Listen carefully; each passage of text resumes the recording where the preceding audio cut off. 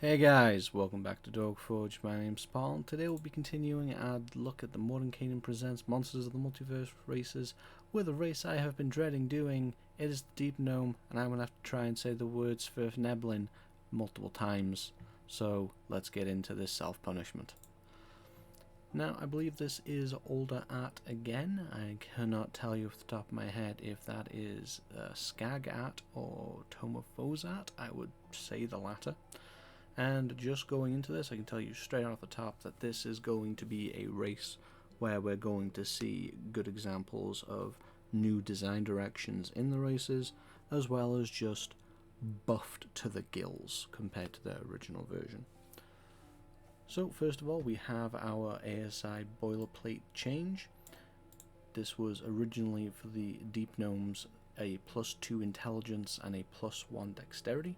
This is now a +2 and +1 of your choice, or 3 +1s of your choice. What was originally common, gnomish, and undercommon has now become common in one other language you and your DM agree is appropriate for the character. Whilst this is technically one less language, undercommon is not so common. So I think that's more of a side grade with the flexibility rather than a straight down increase, even though you're looking at one less language. Now, first of all, this is written as a standalone race. However, it does explicitly call you out as being considered a gnome for any prerequisite effects, and you are still small. And getting into the first of the changes, your movement speed is 30 feet. This is as opposed to the original 25 feet we saw in the Skag and Tome of Foes, and just the PHB gnomes in general. It looks like going forwards, no races are going to have a 25-foot speed. It's a bit of a shame in my opinion, and but that is a topic for another video. This is a straight buff. Dark vision remains 120 feet without sunlight sensitivity. You might think that that is an improvement, however sunlight sensitivity never actually applied to the Deep Gnomes, just the Durgar and the Drow.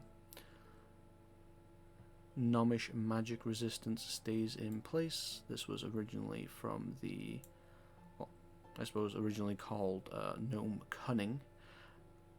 It's now been named Magic Resistance. This is bringing it in line with the naming convention going forward for what the UNT and the Satyr have, and it has been changed from all magic to specifically just spells. Now this is actually a downgrade, but you'll see as we come to the end that this is going to be really still a straight buff overall. Now, Svirfneblin camouflage has changed. This was originally stone camouflage and gave you advantage on stealth dex checks to hide in rocky terrain. Very suitable for the Underdark. However, now it is just proficiency times per long rest. You can just give yourself advantage on a stealth check. That is significantly more powerful as it's no longer niched down to certain terrain, and makes this actually a great stealth character combined with being small to take advantage of lesser pieces of cover. Finally, we have Gift of the Svirfneblin. This is an entirely new additional feature and draws heavily on the Svirfneblin racial feat that was also included in Mordenkainen's Tome of Foes and I think maybe the Skag. So this feature at 3rd level allows you to cast Disguise Self with this trait, and at 5th level you can cast Non-Detection. You cast either of them once for free, and then you can also cast them with spell slots should you have them, and you choose your casting modifiers for it. Now, in terms of the Svirfneblin magic feat, that was a racial feat specific to Deep Gnomes only. It allowed you to cast Non-Detection, a 3rd level spell, on yourself at will, which is kind of nuts for Abjuration Wizards. And it allowed you to cast Blindness, Deafness, Blur, and Disguise Self once per day each. However, it did lock you down to Intelligence. So this looks like a compromise, whereas it's just smashing a bunch of that magic into the stat block itself. Obviously not everything's here. Blindness, Deafness, and Blur did not make the cut, and you only get one free casting of Non-Detection.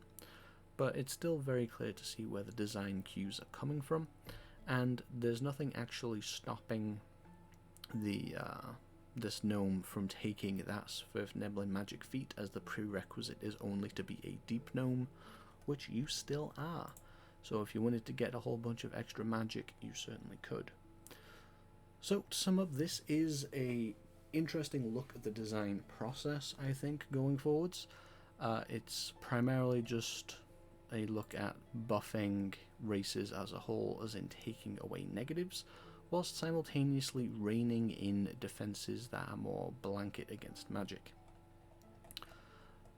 So, with our improved movement speed, flexible stats, the additional magic, the better camouflage, all of that greatly outweighs the side grade of the language and the downgrade to magic resistance. I will note that this does make this feature significantly worse, especially as new monster blocks are moving away from spellcasting and to spell-like features that this would not likely work against. However, again, this is a buff, a considerable buff to the Deep Gnome or the Svirfneblin, and I'm mixed about it. Personally, I'm going to miss the movement speed, but what do you think? Do you think they're getting a little bit too fast for their stature? Let us know down in the comments below what you think about them. Are you excited to play them? Whilst you're down there, hit that like button if you like this video, and if you haven't already, hit that subscribe button and that notification bell. Until next time, I've been Paul, and I will see you at the Forge.